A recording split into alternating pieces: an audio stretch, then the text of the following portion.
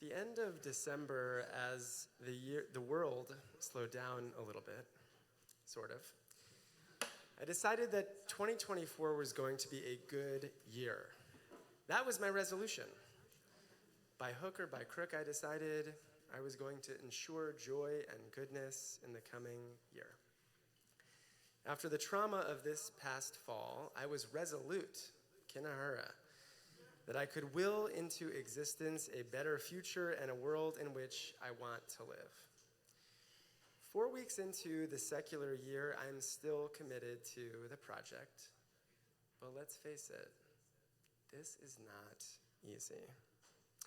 Especially as the war in Gaza continues, as does the war in Ukraine, not to mention a primary season, which has already brought up so much agita. And we can only imagine what November will bring.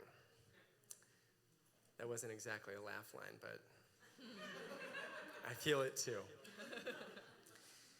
There are so many reasons why we shouldn't just assume that 2024 will be a happy time for us. Many of those reasons have been creeping up for a long time now. A warming planet, the decline of democracy, social ties fraying, and the slow burn of so many other discontents. And yet, it's Shabbat Shirah, when we read that iconic bit of Exodus to which we turn so frequently.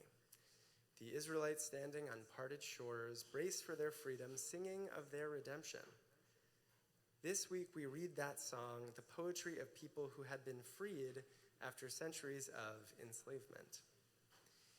Mi chamocha ba'elim Adonai, who is like you among the gods that are worshipped?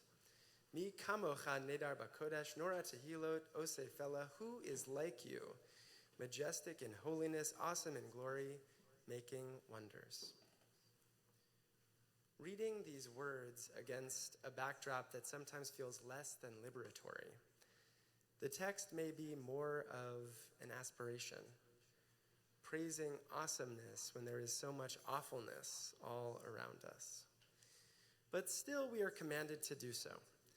Praying these words is a kind of cognitive behavioral technique for asserting that the world can be good, even if we don't feel like it is. That freedom is possible for all peoples and for us. That no matter how bad things feel, there's plenty for which we can shout aloud songs of gratitude, and plenty more goodness that we can enact or insist upon in our futures. If we're being honest, despite our current sense of dread and anxiety, surely we know that we are not the first generation of Jews to feel frightened by the state of the world. And both our prayers and our weekly Torah readings are designed to foster in us a sense of resilience, which includes celebrating a world redeemed even if we know it is not yet. We are traditionally required to speak of our freedom multiple times a day. I think many of us know that you're supposed to say the Shema at least twice a day, which of course also includes a paragraph about being freed from Egypt. And the Midrash Halacha goes even further to say that if you say the Shema, you are actually required to also mention in your prayers the splitting of the sea. As if to say that without the splitting of the sea, there would be no reason to say the Shema. Now, usually when we pray Mi Chamocha, we think of it as a corollary to the Shema, but maybe we actually have that in reverse. The Shema, as we all know, is the watchword of our faith. The reason we used to rise when we said it was that it was and is the statement of believing in one God. The Sfat Emet, a Hasidic sage, explains that the reason why we therefore must conclude the Shema by praying Mi Chamocha is that the Exodus was the moment when our ancestors came to believe in that God of whom the Shema speaks. That without the act of standing on the shores, without the whole drama of becoming free after centuries of enslavement, the people might not actually have believed in that invisible God. We pray Mi Chamocha, and we remember the Exodus as a reminder that these things did happen for our ancestors, that indeed there were times when they felt free, after long periods when they were not. Our belief in God and our choice to participate in the goodness of living by way of prayer is, I would say, an act of resistance against the trauma and ennui of a world that is so painful. It is a choice to believe that another world is possible. Believing in newness or in the possibility of positive change is tough work. And for our mythic ancestors, it was just as hard to believe in goodness while they were on the precipice of a new world as it was while they were enslaved. There, at the seashore, as they were so close to freedom that they could nearly touch it, we read in this week's Torah portion, Vayir'u me'od, vayitzaku b'nei Yisrael el Adonai. They were very afraid, and they cried out to God. And they said to Moses, was it for lack of graves in Egypt that you brought us to die in the wilderness? That's a direct translation. You love when the translation just sounds like it's a bunch of New York Jews. What have you done to us? What have you done? God is so proud right now that God is so humorous. Because God, of course, wrote the Torah.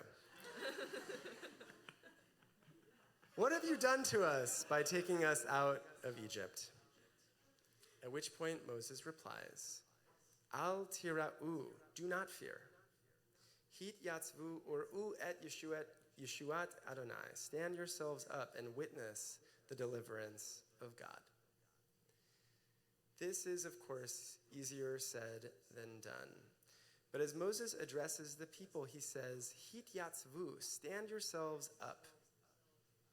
The Tur, the 14th century commentator, reads this to mean that Moses is saying, present yourselves in an upright posture, exuding confidence, and do not appear to be afraid.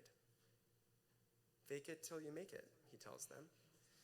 And after 400 years of knowing nothing but bondage, faking it may all have been all they could manage. As we know, once the Israelites are past that moment, they still have decades to go before getting to their destination. And even then, it's only their kids that get there. But for a moment, when they realize they're on the right track, they dance. And the women dancing with their timbrels followed Miriam as she sang her song. Keep going, I'll find That was really all I was going for. But okay. You're doing a good job. We love it. We love that song, and we love Debbie. We love it. An ancient midrash, known as the Mechilta, asks an important question about those words, which is simply, where did they get timbrels? When the people hurry out of Egypt, they don't even have time to let their bread rise, and somehow they manage to bring timbrels with them. It's kind of curious. But the Midrash answers, a handful of righteous people remained confident, even as they were enslaved, that their liberation would one day come. And so they constructed timbrels and flutes. When they languished under oppression, unsure if there was any miracle coming their way, a few hopeful people had the chutzpah to build instruments just in case. They acted as if their liberation was a certainty, and so it was. I taught this text over the course of Rosh Hashanah with Brooklyn Jews. And boy, it's been harder since then to act as if the world is getting any better. I am not here to fool you into thinking that everything will be just fine, but I am suggesting that maybe we've already been fooled by our echo chambers and by our worst insecurities. And I want to encourage us all to insist on something better, to believe that even when we are most pessimistic about the state of the world or about our future in it, that there will be one day something good to celebrate again. To believe as well that though this time feels bleak, the seeds are being sown all around us for something better. I have no idea what the rest of 2024 will bring, And at times it certainly feels like there is a sea standing in the way of all the things we want to happen. But perhaps the sea won't be as deep as we think, or maybe we'll even be surprised by some miracle.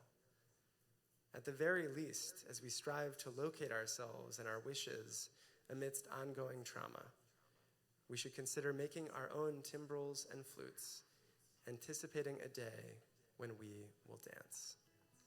Shabbat Shalom.